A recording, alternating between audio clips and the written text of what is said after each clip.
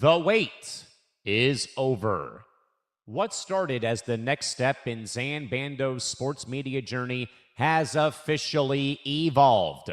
We are live on the ETB Network. This is the home for unfiltered, unapologetic takes on combat sports, college athletics, and everything else in between. Welcome to Bando's Breakdowns, the show where the wheelchair is just a footnote and the sports takes are unmissable. And now, here's your host, Zain Bando.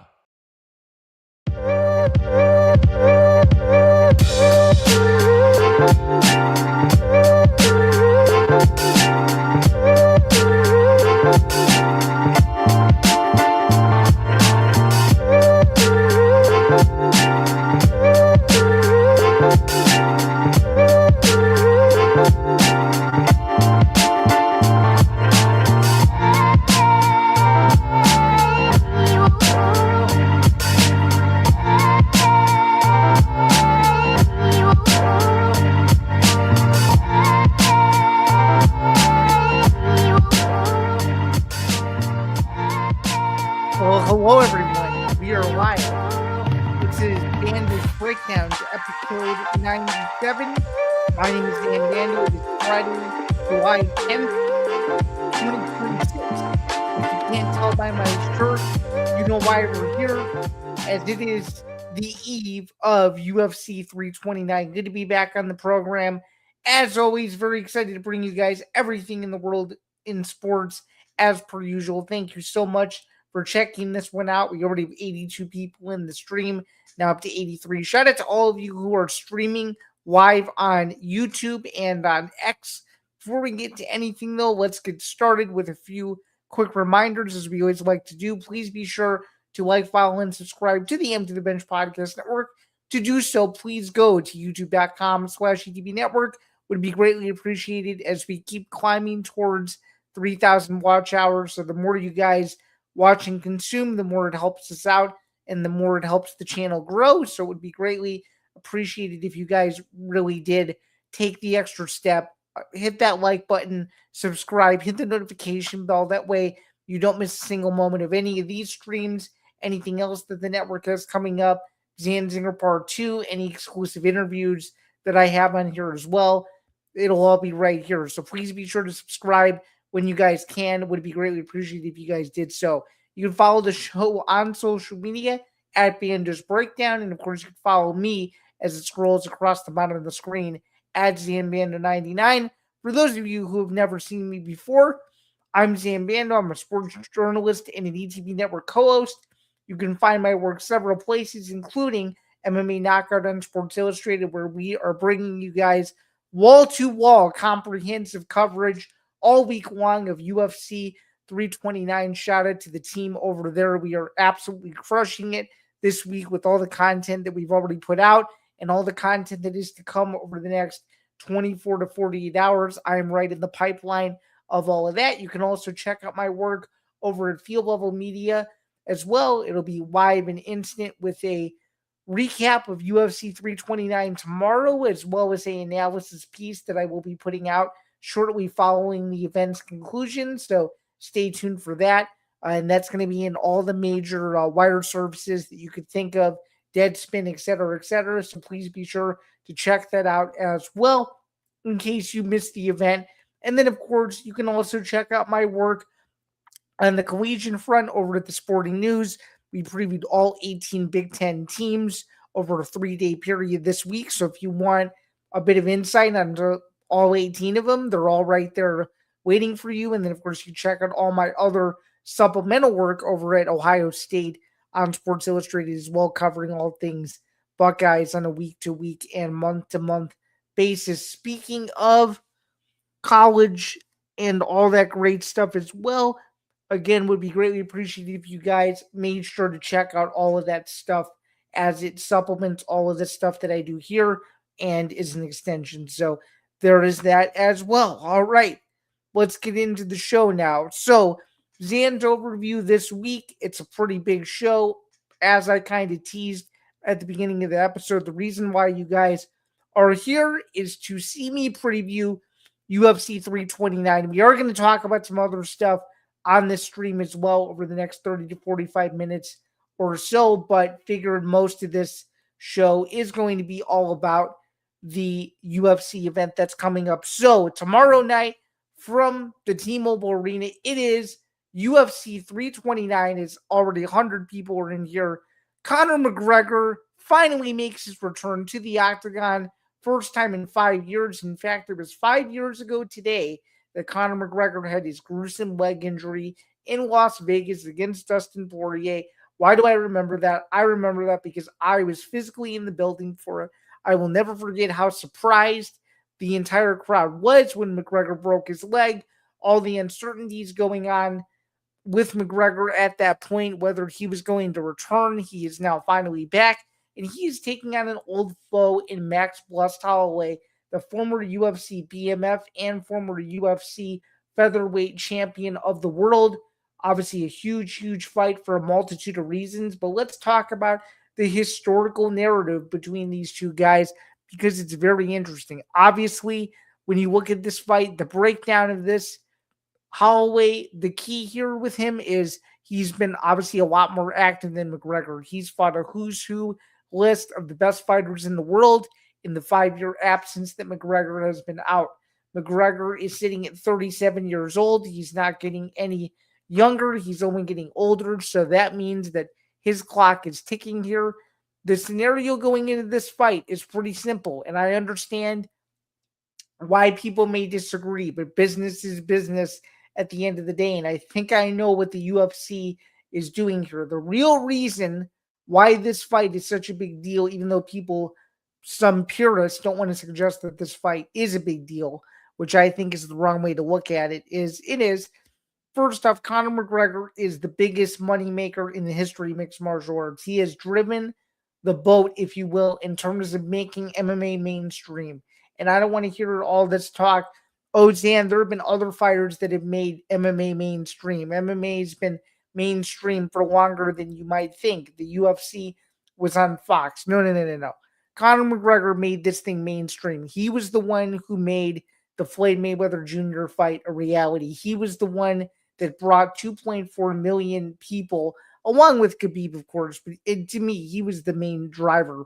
To me, he was the A side of that fight, even though he was no longer the champion. He brought 2.4 million people to watch that fight, and he brought over 1 million people to watch both Poirier fights in 2021. Obviously, their first fight way back at UFC 178 was not even remotely close to what 264 and 257 were, but they were still big fights. My point in saying it is Conor McGregor is a driver of this engine when it comes to the business and the economics. He is box office, and the numbers prove it. Now, this fight is technically, in the United States at least, not a pay-per-view event. It's a Paramount Plus exclusive streamed event for McGregor Holloway too, which is very interesting because in the pay-per-view era, you would have to pay $85 to $100 to watch this fight. Now all you need is a Paramount Plus subscription and you'll be able to watch the fight. So my point in saying all this is even in this new era of this digital streaming age, he is still drawing big numbers. The UFC's social media numbers prove it. You wouldn't talk about a metric that no one is really fully discussing, and I don't think people fully understand the gravity of this as to how big he still is. You could say whatever you want about him personally, but in terms of a big global icon that this guy is, 600,000, okay? 600,000 likes on one post that's literally a media day post of him posing in front of the thing for the UFC to do a video package on him before his fight this weekend. 600,000 likes, okay? You look at Max Holloway, he was barely able to break 200,000. So you want to talk about a global icon, a global star. McGregor is still that. And from a historical narrative standpoint, it's two old rivals coming together. Max Holloway, one of the few guys on the active roster that's still left from when McGregor last fought. And it's a real old school hardcore OG UFC fan type fight. You had to be around in the era of, 2013 to 2018 to remember how big McGregor was. I mean, those fights with Nate Diaz and Jose Aldo and Eddie Alvarez were just cultural events. Everybody stopped what they were doing to watch those fights because they were the biggest things in sports at the time. And I know a lot of people could say, oh, Zan, you're just buying into the UFC's narrative. I'm not. I'm literally telling you that they are trying to make you believe that the nostalgia is still there. And by tomorrow night, if McGregor were to win, it would be a gigantic deal. And I understand he's the underdog, and I understand a lot of people don't think he has a chance. But even if he has a little bit of the left hook that was so patented for years, he will have a legitimate chance to win this fight, whether you like it or not. And speaking of that, let's get into the preview of this actual fight itself. So obviously, looking at the numbers, as I just alluded to, Conor McGregor is the betting underdog in this fight. Max Holloway is also coming off a loss. He lost the BMF title to Charles Oliveira in March of this year at T-Mobile Arena. So now he goes back to the blue corner, and he has some work to do. And obviously, he's fighting a guy who he lost to 13 years ago, was out wrestled and outstruck for much of the fight. It was not a very good fight, really, at all. From a Holloway standpoint, it wasn't a good fight at all. So, fact of the matter is this, and I understand McGregor was a bit in rare form last night with some of the things he said. I'm not going to say the press conference was perfect, because it certainly was not perfect. It was one of those press conferences where you didn't know what you didn't know, so to speak, and that was the big crux of it. You had no idea what to expect from McGregor going in to that press conference, how he was going to look, what he was going to say, all that good stuff. But what you did know, and what was interesting to me about this whole thing, was that he did say some things that, to be fair, were a bit vintage, to say the least. They weren't great, but they were solid in a sense. And that was, I think, the thing that a lot of people missed going into this, was that he was someone who tried to, I guess, control the narrative that he was still the biggest star in combat sports. And I think that's something that a lot of people maybe missed. And I think that's something he actually did a halfway decent job of, is reminding people why he is such a big star. Okay, so that was a major crux of it. That's number one. Number two, he tried to get into Max Holloway's head, which is he in Max Holloway's head. I think we're going to know a whole lot more when it comes to the weigh-ins and all that stuff. But talking about the fight specifically, because I know I'm kind of going all over the place just a little bit with this, Conor McGregor needs to win this fight. No excuses in the first round. Okay, it's as simple as that. McGregor has one gear, and that gear is go. Once his gas tank and cardio start to fade later in the fight, he starts to become frustrated and complacent in his own, I guess, identity, and he doesn't fully dig deep, in my opinion. He needs to dig deep like he did against Nate Diaz in the rematch to have any chance of winning this fight. That is critically important. That's number one. Number two, he's got to hope that Max Holloway fights his fight, because if he can't do that, that's going to be a major problem as well, because Max Holloway likes to fight a certain way. He likes to use volume striking to frustrate you, to get you up against the fence. His wrestling, I think, is decent, but he's more known as a striker than anything. So if this stays on the feet, the longer the fight goes, to me, the more it favors Max Holloway. And I think a lot of the MMA community can agree with that. So that's another factor. And then finally, the third factor is this. Conor McGregor obviously couldn't survive the first round against Dustin Poirier because of the injury, and couldn't make it out for round two. Are those jitters of the end of the first round going to be so heightened to where round two he just doesn't look the same? That remains to be seen as well. But in a nutshell, what I can tell you is I am picking Max Holloway to win this fight in the second round by TKO. I just think right now his activity, the 5-year layoff for McGregor, not knowing how he'll look, really only knowing limited amount of training footage that we do know about McGregor, that's not a good sign. And Holloway, I just think at this point in his career, a little bit younger, is just a little bit better than McGregor at this point. And Holloway knows that if he wants to, he can win one more belt, or he can win this fight and maybe win a trilogy against Conor. And who knows? Because if they do a trilogy, that would be a huge fight, because it would be 1-1 in a very easy fight to sell. But sometimes the UFC doesn't always think like that. So that also remains to be seen whether, the UFC tries to look in that direction. I'm not so sure. But what I can tell you is Holloway by TKO to me seems more likely than not. And as I alluded to at the beginning of this, if McGregor can't knock him out in the first round, it's going to be a long night. Give me blessed to win this fight in McGregor's comeback, his first fight in 5 years. Max Holloway gets back on the winning track tomorrow night in Vegas. And who knows if the trilogy is out there? I'm sure the UFC will make it. Max wants December. The UFC appears to be very silent about it. McGregor has made it very known and obvious that he wants April of next year, but who knows what the UFC will do.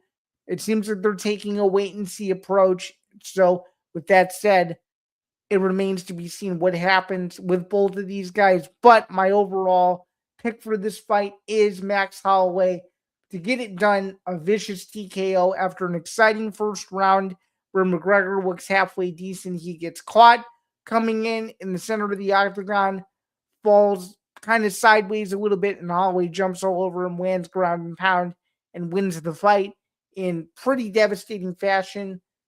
And it'll be the first time that I can recall where McGregor was just seriously compromised in a very long time. So it should be interesting. Let's take a look, though, now at the rest of the card as we're moving right along with this stream very, very well. We have about 20 or so minutes to go. The rest of UFC 329 is also very solid.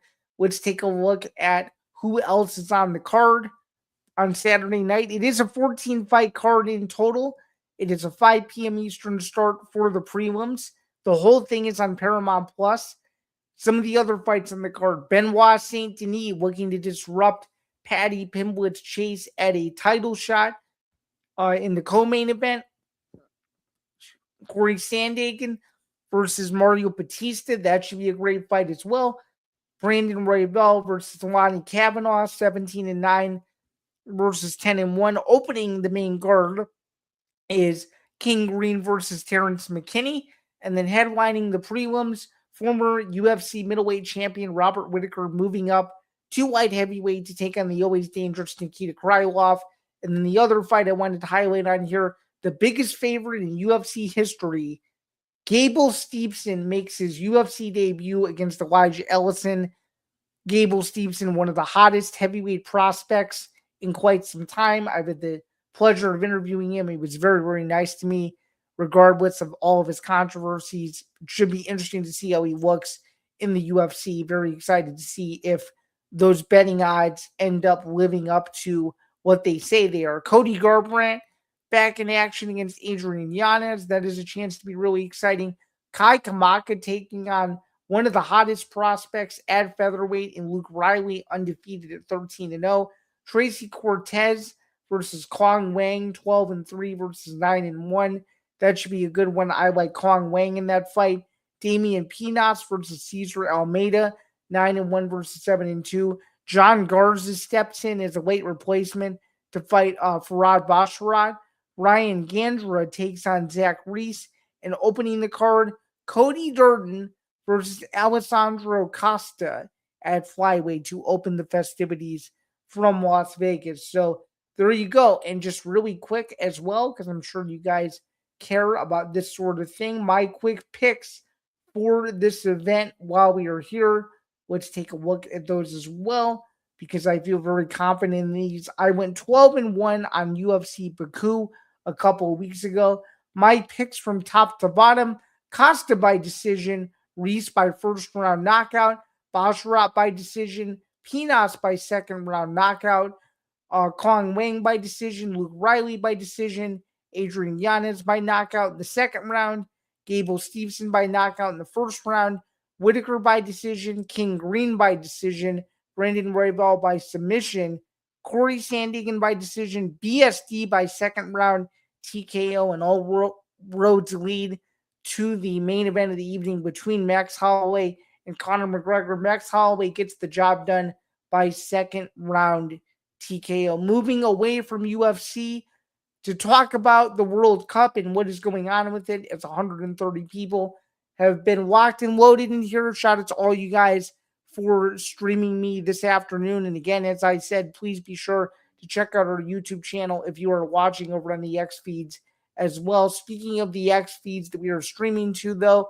we are streaming to my Twitter account, the Bandos Breakdowns Twitter account, the ETB Sports Twitter account, the ETB Network Twitter account, Forever Power 5, as well as the MMA Outsiders. All right, talking about the World Cup and what is to come there as well. Let's take a look when we can. Spain and Belgium are 0-0 in the 20th minute in the quarterfinals. France advanced yesterday in defeating Morocco 2-0. France awaits the winner of Spain versus Belgium. Well, Norway takes on England, and Argentina will take on Switzerland in the other quarterfinal into semifinal as well. And those matches will be Tuesday, July 14th, and then another match to be determined in the other semifinal on Wednesday, July 15th at 2 p.m. as well. And then, of course, playing for third place. This is very important that I highlight this as well. There's going to be a third place game on Saturday, July 18th, and then the final will be on Sunday at 2 p.m. Central, 3 p.m. Eastern. Stay tuned for more from Empty the Pitch with Callan McClurg and, of course, Trevor Williams that have taken you guys all the way through to the very end of this unbelievable tournament, so to speak. Before we get to the final two topics, let's take care of a quick read, if we can, to highlight some of the upcoming ETB Network programming. And speaking of UFC 329, let's take care of some business here.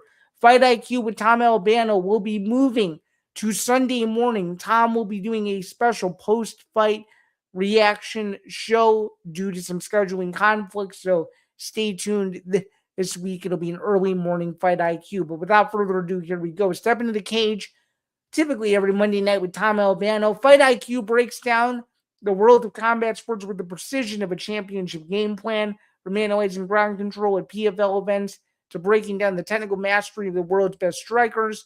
We covered the technique, the drama, and the business of the fight game. If you want to understand the IQ behind the world's most dangerous athletes, Tom has you covered every Monday night, 7 Eastern, 4 p.m. Pacific, only on the ETB Network. Again, go to youtube.com/ETB NETWRK to find out much, much more. All right, final two topics here while we can. College football, way too early previews. We'll be going through a batch of a couple of teams every single week in the lead up to the season, and just a quick, brief programming note / coverage update, if you will. I will be in attendance at the Hilton Chicago at the end of this month for Big Ten Media Days as they return to Chicago for the first time since 2022. Excited to bring you guys coverage of the first 2 days of Big Ten Media Day, to be determined on if I'll be there for day 3. But nonetheless, you will get all the reactions and everything to know at the end of this month on a future episode of Bandos Breakdowns. I am sure about all of this. Talking about the top of the Big Ten, though, the 4 teams I want to highlight really quick: Ohio State, Indiana, Oregon, and Michigan. I think these are the 4 teams that you will see at the top of the Big Ten for a couple of reasons. All right, number one, let's start with the inevitable, Ohio State. Ohio State has been number 1 or number 2 in several way too early preseason rankings. I love this Ohio State team. Ohio State returns primarily on offense, Julian Sayin and Jeremiah Smith. Those 2 guys will certainly be in contention for the Heisman Trophy. I have Ohio State going to the Big Ten Championship, and they will be playing at the beginning of December later on this year. They will be taking on the Oregon Ducks. Dante Moore returns to Eugene. Big season for him. Oregon returns a lot of production as well. I think Dan Lanning has his guys rolling. They know what they need to fix. They fell last year to Indiana in the CFP, and I think this Oregon team has a chance to be really good. Do not count out this Indiana team. I understand Indiana was undefeated this past season, 16-0. One of them likely will not maintain its undefeated streak, but still very good. Kurt Signetti, a well-coached team, a new quarterback in Josh Hoover. Should be very interesting to see how those, units and some of the new look guys that they have as well, especially in the receiving corps, pan out in Bloomington. Then finally, the last team I want to highlight, the Michigan Wolverines. Bryce Underwood going into year 2, but he has a new coach in Kyle Whittingham. Excited to see how Michigan looks offensively with Underwood returning to Ann Arbor. Had a chance to try to go elsewhere if he really wanted to, but nonetheless, he decided to stay in Ann Arbor, stay put, and lead the Wolverines this season. Those are the 4 teams I wanted to briefly highlight. Shout out to all 4 of them. We will keep doing these in 4s until we complete all 18 Big Ten programs by hopefully the end of the summer. So excited to talk about it. Next week, we'll go into some of the mid-tier teams. Unfortunately, Illinois is in this category, and I'll explain why Illinois is in this category next week, as well as in future weeks, we will take a look at the bottom of the conference as well. So stay tuned for all that and much more to come. Then finally, the last 2 topics here. Zan Zinger, the MLB, has a blackout problem. And what I mean by this is someone on Twitter, and I cannot remember the name of the Twitter account, but the Twitter account went viral, essentially calling the MLB out for having every single game on the 4th of July blacked out. I think this is dumb. I don't think it does what it needs to do to grow the game. You mean to tell me that you can't watch other out-of-market teams on America's birthday when baseball should be one of the highlighted sports on the 4th of July? MLB is going to have to live and learn this the hard way. I have the luxury of being able to watch the Cubs being 45 minutes outside of Chicago. I know not every single person has the luxury to be able to watch their favorite team based on where they live. I think that's a major problem, and I think the MLB needs to fix that in order to make not just the product on TV a little bit more friendly, but also the product in person, because I think some teams are doing well growing the game on social media, while others could just use a little bit of work. I think Wrigley Field does a really good job of this. There's always Cubs activations at almost every single Cubs game I go to per season. And I think the Red Sox do a good job of this. I think the one Yankees game I went to, they did a good job of keeping everybody engaged. I think it really does just simply depend on how many people you have in the building, that night or that day or whatever you want to quantify it as. But also at the same time, though, it's up to the MLB to try to push to get younger people more invested in the sport, because if they can't do that, they're going to have a hard time. And I think the NFL has done a good job of that. I think the UFC has done a good job of that. I certainly think the college game has done a fantastic job of that, both in college basketball and college football, where a lot of the traction and the people knowing about all the teams are through social media. So I think they could do a little bit of a better job there. All right, and then the final topic here, Dustin Poirier has made the rounds and has done a couple interviews talking about his sobriety and about his future and his personal life and stuff. And I just want to say this. You can say whatever you want about what Dustin Poirier did or didn't do. He knows he needs to change. He knows he needs to be a better person, and to follow him on his sober journey along with millions of other people is really heartwarming. I hope he gets the help he needs. I really do. I hope he can watch the McGregor Holloway fight in peace, knowing that he shared history with both guys. And I hope he knows that he's beloved by many MMA fans around the world. And even though he never won an undisputed title, I think he's a champion in a lot of people's hearts. And I really do think his diamond spirit is going to shine through if he stays on this recovery path here, because it's critically important he does that. And just for his sake, I hope he remembers how much he's beloved in the MMA community. But that's going to do it, though, for another edition of Bando's Breakdowns. This has been episode 97. A few quick reminders before we get out of here. Please be sure to like, follow, and subscribe on youtube.com/ETB Network. You can follow the show across social media at Bandos Breakdown. And of course, you can listen to all the old archives of Bandos Breakdown wherever you get your podcast. We're still working on updating all the RSS feeds. Those will be done in due course, I would hope. And yeah, that's going to do it. So thanks again for tuning in. Yet another edition of Bandos Breakdowns. Really, really appreciate you guys. My name is Zain Bando. As always, I'm your host and have been your host pretty much every single week since April of 2024. We're going to keep this thing rolling as we always do, but enjoy the fights. Tomorrow night, UFC 329.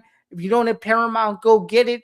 Super simple to do. Once you sign up for Paramount, and no, this is not a paid ad, but if Paramount, if you're listening, it would be greatly appreciated if you would sponsor me, sponsor the network, sponsor the show. I'm literally telling you guys how to watch this fight. Subscribe to Paramount, go to the UFC collection, find UFC 329. There's a full card stream. There's a multi-cam stream. There's so many ways to watch this fight on Paramount, but go to Paramount, find it, main card, 9 p.m. Eastern, prelims, 5 p.m. Eastern. We'll see you guys soon. Excited for episode 98 and all that is to come over on this side of things. Until next week, I'm Zain Bando. This has been another edition of Bando's Breakdowns, a production of the ETB Network, and shout out to everybody behind the scenes that makes it possible. But until next week, have a good one, everyone. Thanks for tuning in to the stream. Enjoy the fight. Have a good one. Stay cool. And we'll talk to you soon. Cheers, everyone. Thanks.